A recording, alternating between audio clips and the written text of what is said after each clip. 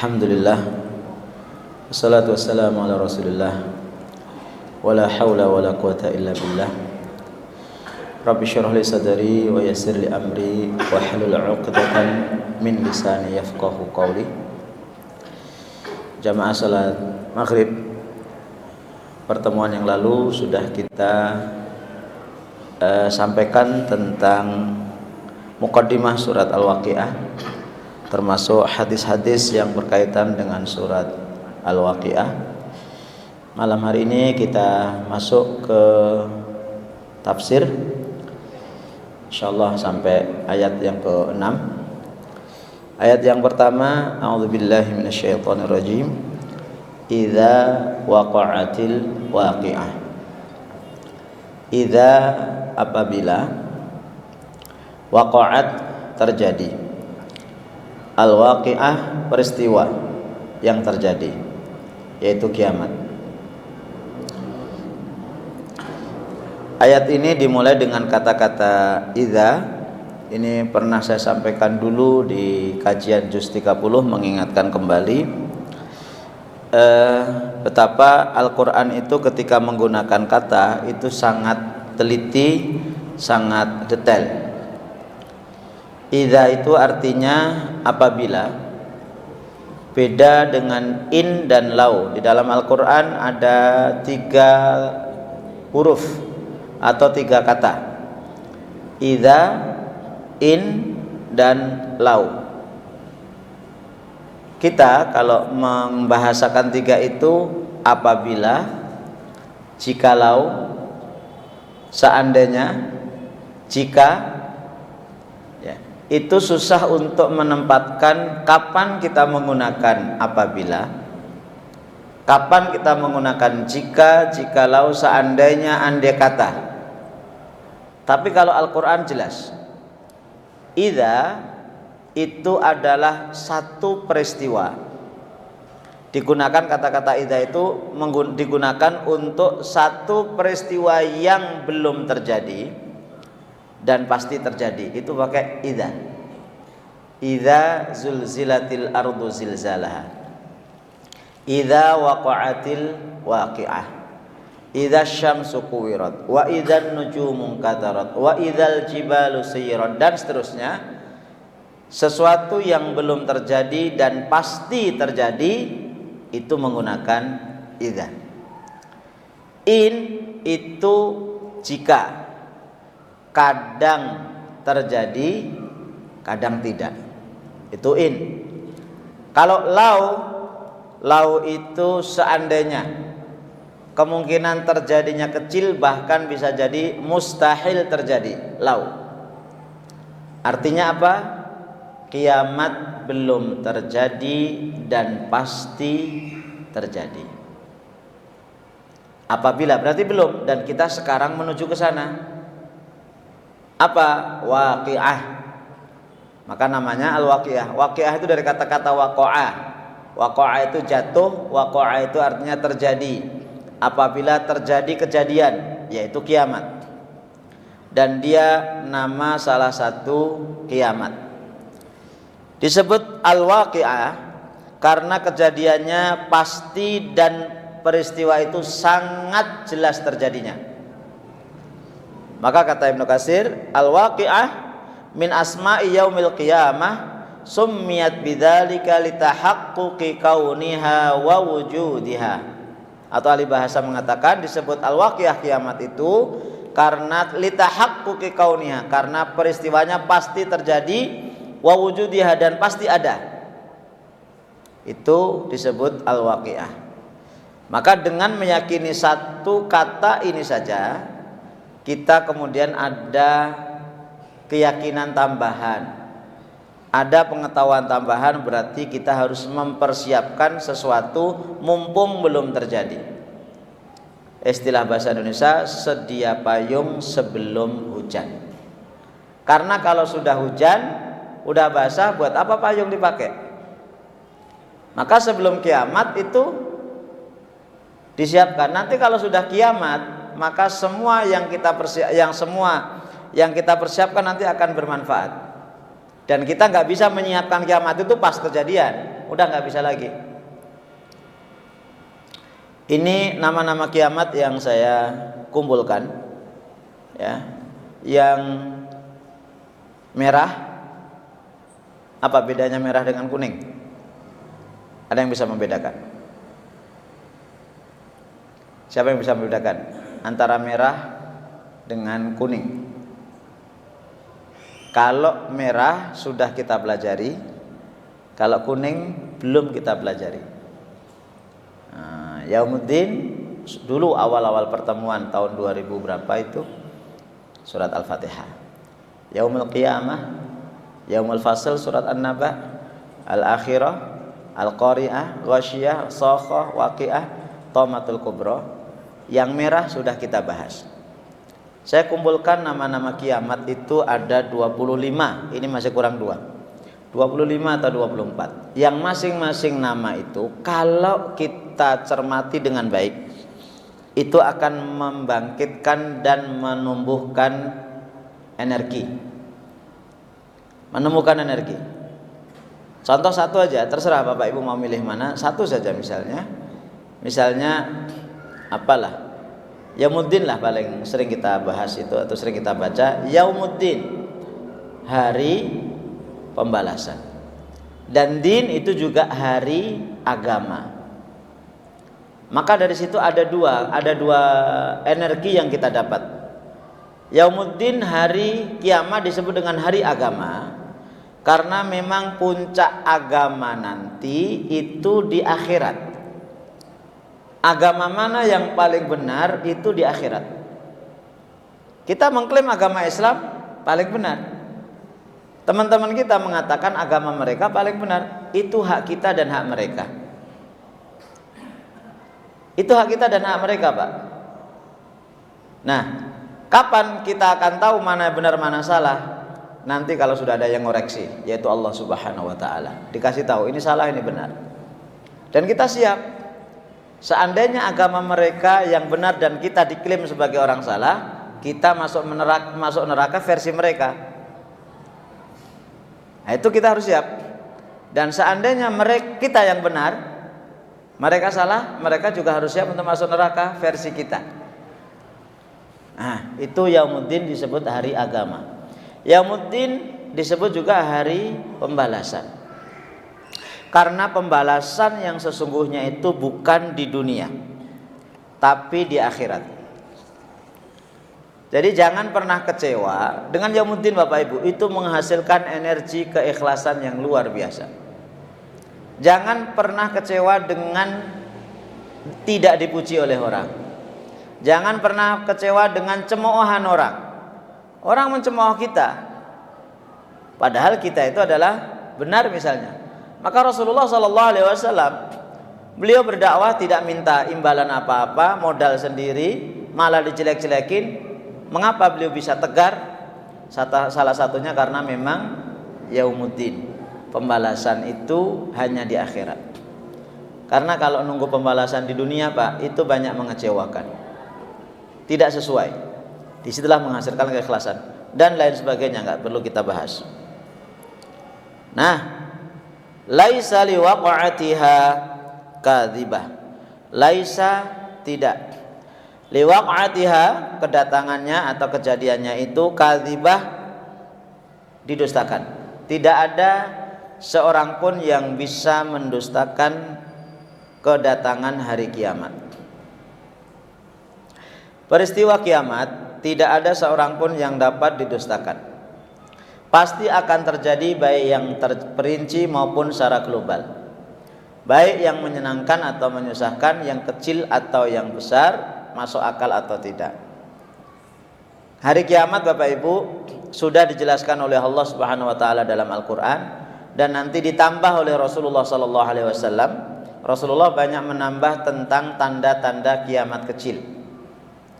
Itu dirinci oleh Rasulullah dan dikumpulkan oleh Dr. Muhammad Abdurrahman Al-Arifi itu dalam bukunya Nihayatul Alam, berakhirnya alam. Beliau menulis ada 121 tanda kiamat.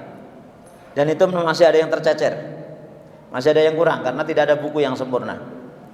Masih ada yang kurang 121, mulai dari diutusnya Rasul kemudian terbelahnya bulan, meninggalnya Rasul, penyakit taun di Syam di zaman Umar bin Khattab yang menewaskan kurang lebih 20.000 orang, kemudian penaklukan Baitul Maqdis di zaman Umar bin Khattab, dan seterusnya, sampai gempa, kemudian banjir, kemudian bermegah-megahan dalam bangunan, dan seterusnya. Itu tanda kiamat kecil 2/3 sudah terjadi. Di zaman Rasul sallallahu alaihi wasallam beliau pernah mengatakan, wa antaral hufatal uratal alata ri'a asyai. Dan kamu lihat, kata Rasulullah SAW kepada Jibril, ya, kamu lihat nanti orang-orang itu yang nggak pakai sendal, ya, yang mereka menggembala kambing itu akan yatatawaluna fil bunyan. Mereka akan berlomba-lomba meninggikan bangunan. Mendengar hadis ini, Pak, sahabat nggak ada yang itu mustahil ya Rasulullah, nggak masuk akal, nggak ada. Mereka tahu Rasul itu nggak pernah bohong. Cuma Aisyah tanya, ya Rasulullah, apakah itu yang disebut orang-orang yang nggak pakai sendal, yang suka gembala kambing itu orang Arab? Kata Rasulullah, siapa lagi? Artinya ya orang Arab. Bapak Ibu lihat, orang Arab itu zaman Rasul itu dikatakan berarti di Madinah. Itu berarti sudah 1430-an tahun. Ya, itu sudah terjadi beberapa tahun yang lalu, bagaimana orang Arab berlomba-lomba meninggikan bangunan. Baik di Riyadh, di Jeddah, di Mekah, di Madinah. Di Mekah, Bapak Ibu, di Mekah kalau dari luar Masjidil Haram itu kelihatan nggak, Pak? Kelihatan nggak? Nggak kelihatan. Dikelilingi hotel yang tinggi, ya, di hotel yang tinggi itu hampir nggak kelihatan. Begitulah kata Rasulullah SAW. Jadi peristiwanya itu sudah dijelaskan oleh Rasul dan kita tinggal nunggu, dan ternyata betul. Dan memang ada beberapa yang belum terjadi, baik yang menyenangkan atau yang menyusahkan. Ada memang tanda-tanda kiamat itu menyenangkan. Nanti semakin dekat kiamat, orang semakin kaya. Ya, orang semakin kaya. Ya, minyak goreng mau dinaikin berapapun tetap dibeli kok. Walaupun ngantri. Walaupun ngantri. Saya baru dapat tadi dikasih gambar sama teman. Ternyata dulu kami waktu di SD TK nggak tahu manfaatnya baris berbaris. Ternyata manfaatnya untuk antrian minyak goreng. Wallahu alam. Baik yang kecil maupun yang besar tanda kiamat kecil, atau yang besar tanda kiamat besar itu ada 10, ya. Baik masuk akal atau tidak masuk akal. Wah, ini nggak masuk logika, Ustaz. Mana mungkin matahari terbit dari barat? Mustahil ini. Loh, di zaman Nabi Musa alaihissalam, itu ada di surat Al-Baqarah, matahari pernah dihentikan oleh seorang nabi. Minta kepada Allah, ya Allah, matahari berhenti sebentar. Itu pernah berhenti matahari. Itu surat Al-Baqarah, awal juz 3 itu. Ya. Yusha' bin Nun, muridnya Nabi Musa namanya Yusha' bin Nun. Itu pernah berhenti dan diminta oleh beliau kepada Allah Subhanahu wa taala. Ini enggak masuk akal, Ustaz. Gimana ada binatang bisa bicara? Udah dicontohkan. Nabi Sulaiman bisa bicara dengan semut. Nabi Muhammad SAW bisa berbicara dengan unta. Ada sahabat masuk Islam karena ada hewan yang bisa bicara dengan bahasa manusia. Nah, gitu ya. Dan tidak seorang pun bisa menyangkal. Bisa menyangkal, kemudian tidak ada seorang pun yang bisa mengelak. Tidak ada seorang pun yang bisa mencegah, menghindar. Dan sering saya sampaikan, kiamat-kiamat yang akan terjadi itu cuplikannya sudah ada di dunia sekarang. Cuplikannya itu sudah ada, tinggal skalanya nanti skala dunia. Kata Rasulullah, wa idzal biharu fujirat, ketika laut itu ditumpahkan. Kita masih ingat yang namanya tsunami. Itu sudah ada contohnya. Tsunami hanya beberapa detik habis itu. Aceh terutama. Sehingga itulah yang dimaksud dengan ayat kedua, kata Ibnu Katsir, laisa liwuqu'iha Idza aradallahu kaunaha sarifun yasrifuha wala dafiun yadfa'uha. Tidak ada yang bisa menghentikan, ya, tidak ada yang bisa menolak ketika terjadi saat Allah Subhanahu wa taala menginginkan kejadian kiamat. Khafidatun rafi'ah. Jalan terus, Pak. Yang percaya ya lanjut, yang enggak percaya tetap lanjut. Yang enggak percaya udah ditinggal aja. Ini masuk ke kiamat. Salah satu rumusnya adalah khafidatun rafi'ah. Khafidatun merendahkan, rafi'atun meninggikan. Apa maksudnya? Khafidah itu dari kata-kata khafadha yang artinya rendah. Khafidah berarti merendahkan. Rafi'ah meninggikan. Datangnya kiamat itu untuk meninggikan dan merendahkan. Ini menandakan terjungkir baliknya sistem yang berlaku di dunia. Jadi rumus-rumus dunia itu enggak berlaku lagi. Kenapa? Di sana dibongkar dan diperlihatkan secara nyata yang banyak dirahasiakan oleh orang. Dulu di dunia itu ditinggikan, dielu-elukan, dijadikan bintang, terkenal, ternyata direndahkan oleh Allah. Begitu juga sebaliknya, dulu di dunia direndahkan, diremehkan, dicaci maki, di akhirat ditinggikan oleh Allah Subhanahu wa taala. Saya ambil dari tafsir Ibnu Katsir, khafidatun rafi'ah ay takhfadu aqwaman ila asfali safilin ilal jahim.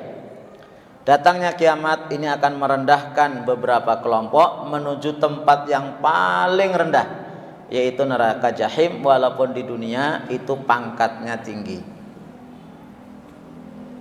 Walaupun di dunia pangkatnya tinggi, siapa pangkat paling tinggi, Pak? Presiden? Bukanlah. Pangkat paling tinggi itu ya Fir'aun, Tuhan loh, Pak.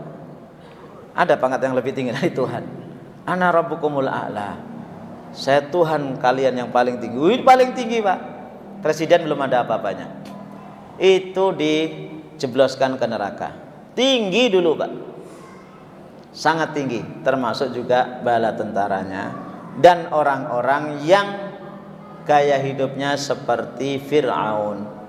Diktator, semaunya sendiri. Wah, di dunia, Pak, Masya Allah, bintang di pundaknya itu bisa 10 lah mungkin bintang 7 kalau kita ya. Tapi ternyata kosong, direndahkan oleh Allah Subhanahu wa taala. Wa in kanu fid dunya a'izza, walaupun dulu di dunia adalah mereka orang-orang yang sangat mulia. Ya, sangat mulia. Wa tarfa'u akharin, dan hari kiamat itu juga akan meninggikan golongan yang lain ila a'la illiyin, ke tempat yang paling tinggi, ilan na'imil muqim, kepada kenikmatan yang abadi. Wa in kanu fid dunya wud'a, walaupun dulu di dunia itu wud'a, wadhi, sangat rendah, hina. Di dunia itu enggak diperhitungkan. Dan itu sudah banyak contohnya. Contohnya satu aja. Saya kebetulan senang cerita ya. Itu di zaman tabi'in. Zaman tabi'in ini yang menuturkan Malik bin Dinar. Itu Irak, Baghdad, kena paceklik, Pak. Paceklik, udah betul-betul kering kerontang. Maka penduduk Irak kumpul di masjid. Mereka minta kepada Allah hujan turun. Mereka minta kepada Allah hujan turun, dan seharian berdoa, Pak. Nggak ada tanda-tanda hujan turun. Nah, tiba-tiba ya, ini Malik bin Dinar ini sedang melakukan perjalanan, mampir di masjid. Nah, ternyata di masjid itu dia akan sholat istisqa. Ya, ternyata tidak ada hujan turun. Tiba-tiba selepas sholat isya itu ada seorang yang enggak dikenal. Dia seorang budak masuk masjid, sholat 2 rakaat. Kemudian Malik bin Dinar ini siapa ini? Sambil ini, Pak, jadi diintai, jadi enggak ketahuan. Kemudian diperhatikan ternyata seorang ini, budak ini itu sholat 2 rakaat kemudian minta kepada Allah, mengangkat kedua tangan, kemudian mengatakan, ya Allah, hamba-hambamu di Irak sudah minta kepada Allah, kepada Engkau hujan, dan sekarang belum hujan ya Allah. Ya Allah, sekarang hujan ya Allah. Sekarang juga hujan ya Allah. Tanda kutip memerintah Allah, walaupun berdoa isinya. Nggak lama Pak, langsung hujan terus. Habis itu pulang si laki-laki ini. Malik bin Dinar ini siapa ini? Akhirnya diikuti dari belakang. Setelah tahu rumahnya di sana, dikasih tanda. Kemudian pulang. Besoknya Malik datang ke rumah yang ditandain itu. Ternyata itu milik seorang juragan yang punya budak yang banyak. Kemudian Malik mengatakan, wahai tuan, saya ingin membeli salah satu budak Anda. Saya mau pilih, tek, semuanya nggak ada Pak. Yang dilihat tadi malam tuh nggak ada. Saya pengen orangnya yang ini. Kamu jangan beli dia lah. Itu budak itu kerjaannya apa itu? Nggak jelas. Saya pengen dia. Akhirnya dipanggil Pak. Nah ini dibeli Pak. Ketika mau beli, kamu nggak nyesel beli budak ini? Enggak. Akhirnya diajak keluar. Begitu diajak keluar, Malik mengatakan, saudaraku, rahasia apa yang menyebabkan kamu langsung diijabah oleh Allah doamu tadi malam? Coba kalau kita kira-kira apa Pak ngomongnya Pak? Jawabnya apa? Jawabnya Pak, alhamdulillah saya ini puasa sunnahnya luar biasa ya.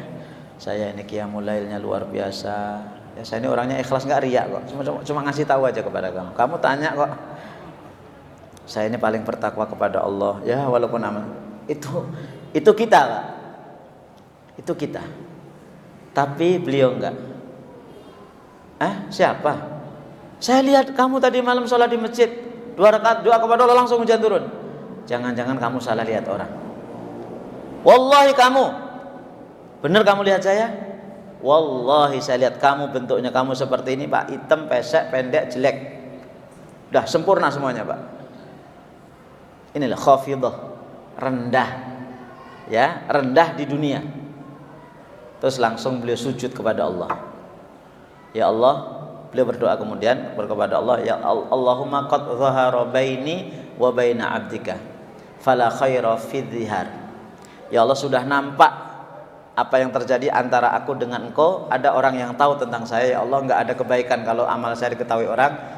Tawafan ya Allah, matikan saya sekarang ya Allah. Langsung mati Pak, langsung meninggal dunia.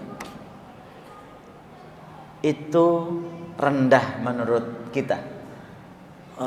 Tuannya aja menganggap rendah Pak, tapi di sisi Allah luar biasa.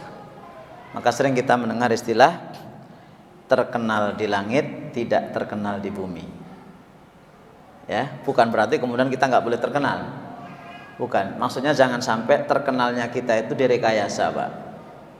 Aslinya itu nggak ngerti apa-apa, dibuat apalah survei atau apa, tahu-tahu jadi tokoh, nggak ngerti apa-apa Pak.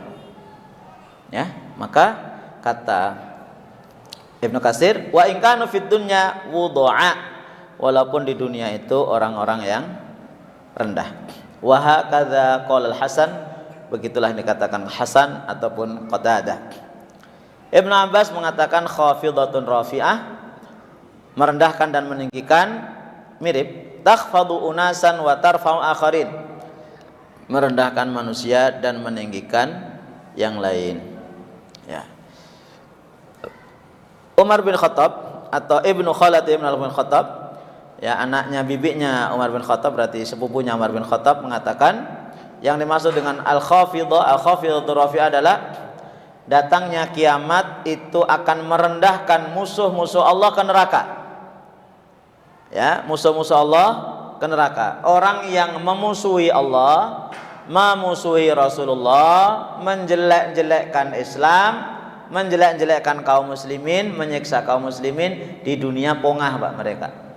Di dunia mereka itu gagah, tapi akan direndahkan oleh Allah Subhanahu wa taala. Wa rafa'at auliya Allah ilal jannah, dan akan mengangkat wali-wali Allah, kekasih Allah ke surga. Maka dengan memahami ayat ini, Pak, ya, dengan memahami ayat ini kedorong dalam diri kita apa, Pak, kira-kira? Satu, tidak minder dengan keislaman kita, tidak minder dengan keimanan kita, ya, dan tidak minder dengan jabatan kita, posisi kita, siapapun kita, walaupun kadang-kadang kita ini direndahkan orang. Wallah alam, saya pernah bercerita apa belum? Saya tuh senang cerita, Pak. Bapak Ibu pernah dengar ceritanya Masjid Ta'awun Bogor belum? Sudah ya? Ya sudah, berarti nggak jadi. Belum. Kalau kata Abu Nawas, kalau belum apa manfaatnya? Sudah ya? Ya sudah, kalau sudah tahu ya sudah. Oh sudah belum? Yang sudah ngasih tahu yang belum. Baik, kalau kita ke puncak, ya, kalau kita ke puncak keluar tol naik, nanti melewati Taman Safari naik lagi, pas sebelum puncak kanan jalan itu ada Masjid Ta'awun. Tahu ya, warna coklat itu ya, yang harus naik gitu. Masjidnya nggak segede ini, tapi antik. Itu ada kisahnya, Pak. Jadi kisahnya itu bermula dari dua orang. Ya, bermula dari dua orang namanya Ahmad sama Zainal. Mereka teman sekolah di SMP SMA. Ahmad ini orang miskin, cerdas. Zainal orang kaya biasa tapi tetap soleh. Begitu. Mereka teman akrab. Kemudian selesai SMA mereka kemudian pisah. Habis itu nggak ketemu lagi, nggak ada kontak-kontak. Dulu nggak ada kontak-kontak, nggak ada HP, nggak ada apalah. Akhirnya suatu ketika si Zainal ini menjadi orang yang sangat sukses. Seorang manajer di perusahaan di Jakarta, nggak disebutkan namanya apa, tapi tetap soleh. Walaupun sukses kaya tetap soleh. Kan ada orang yang sebelum kaya soleh, begitu kaya nggak soleh. Ini nggak, tetap soleh. Dan salah satu tanda kesolehannya itu adalah setiap azan dimanapun berada mampir ke masjid.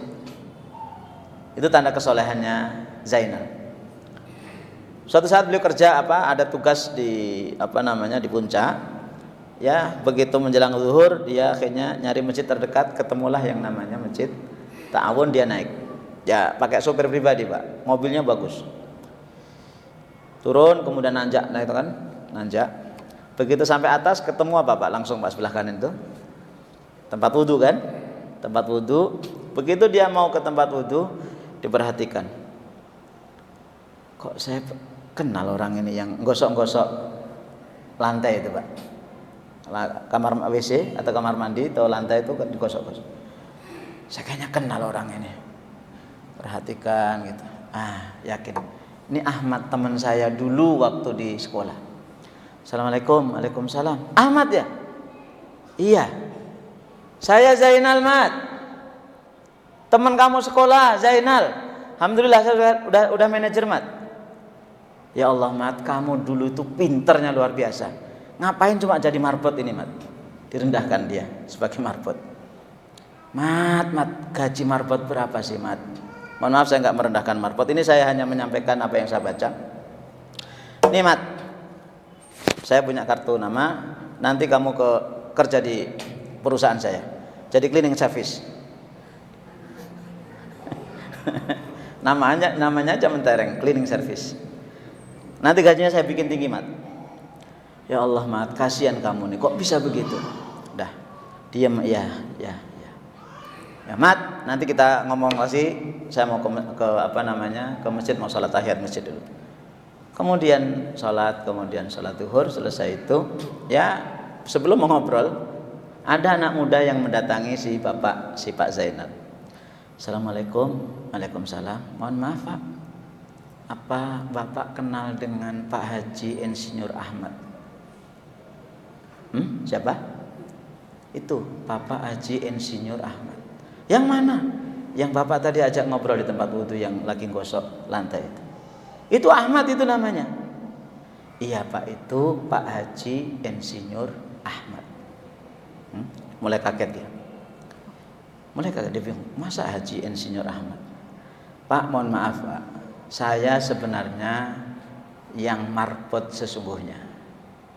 Cuma karena suara saya, kata beliau, dianggap bagus.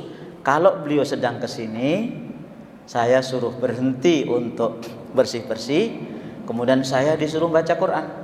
Beliau menikmati bacaan saya. Dan beliau itu lakukan itu Pak, ganti posisi saya.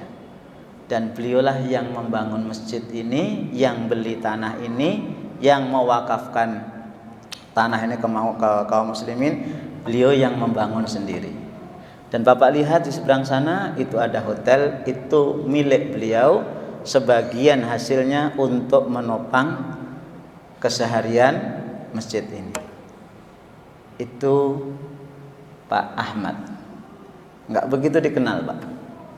Kira-kira kalau kita jadi Zainal saat itu perasaan kita apa Pak? Hancur, malu Pak.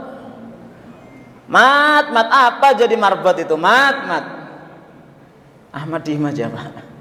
Ya. Dan nggak ngomong. Jangan ngomong-ngomong saya marbot. Saya yang mendirikan masjid ini. Enggak Pak. Itu Pak.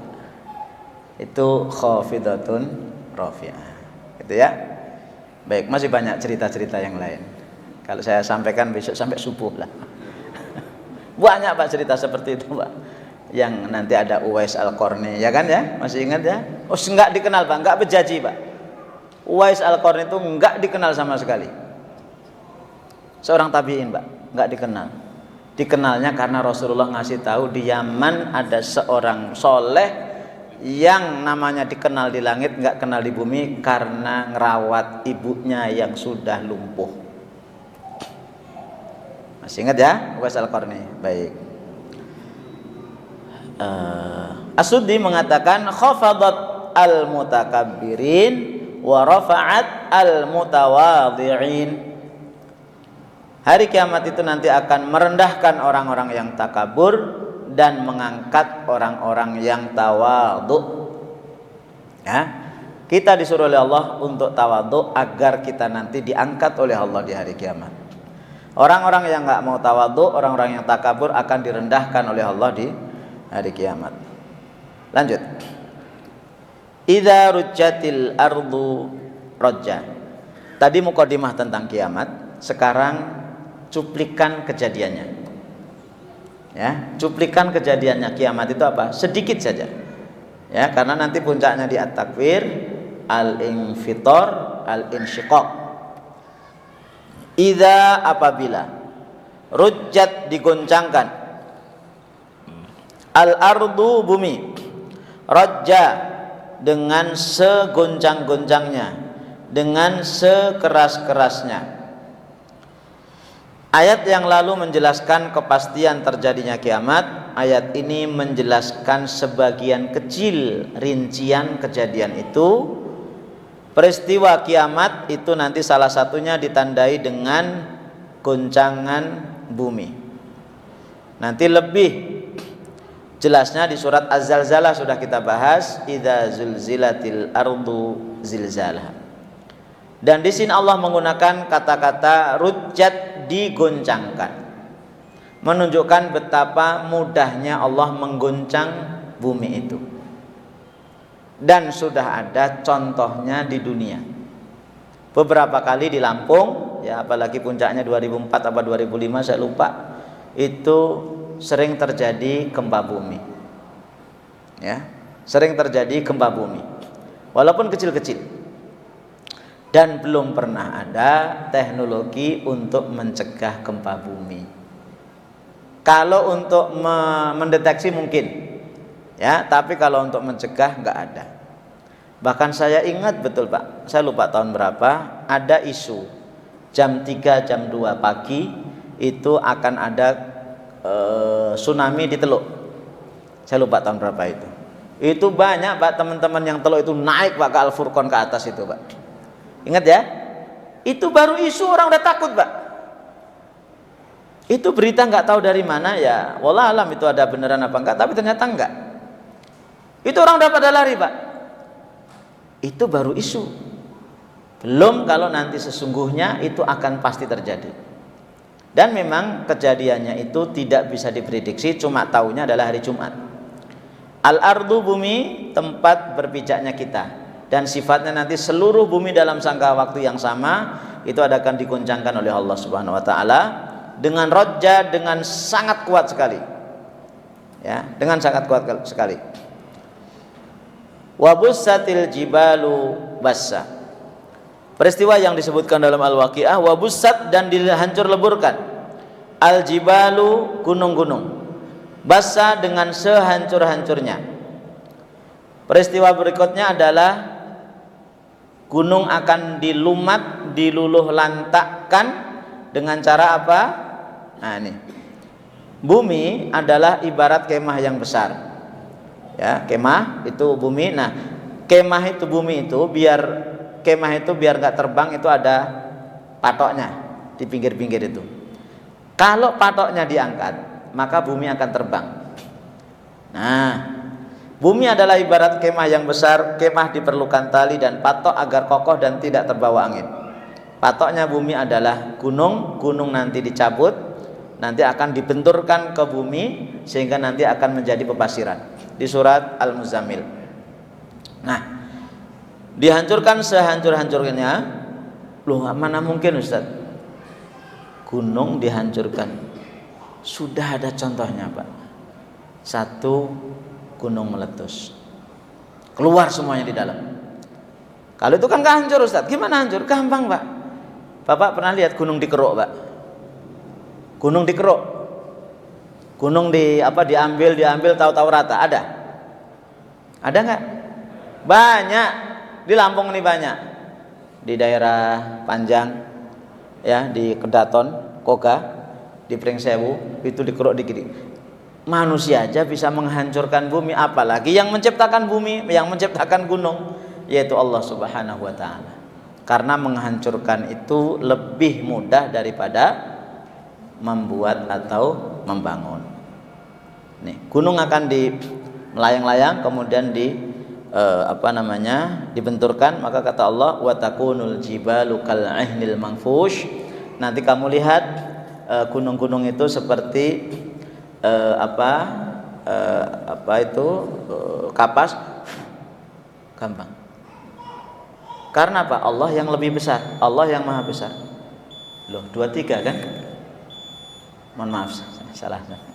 Baik, nanti kita lanjutkan, ya. Berarti masih ada 1 ayat lagi. Fakanat haba'an mumbassa. Insyaallah akan kita lanjutkan di lain waktu. Demikian, kita ketemu berarti habis Id ya? Ya, habis Id ya. Baik, kita ketemu Al-Waqiah habis Id.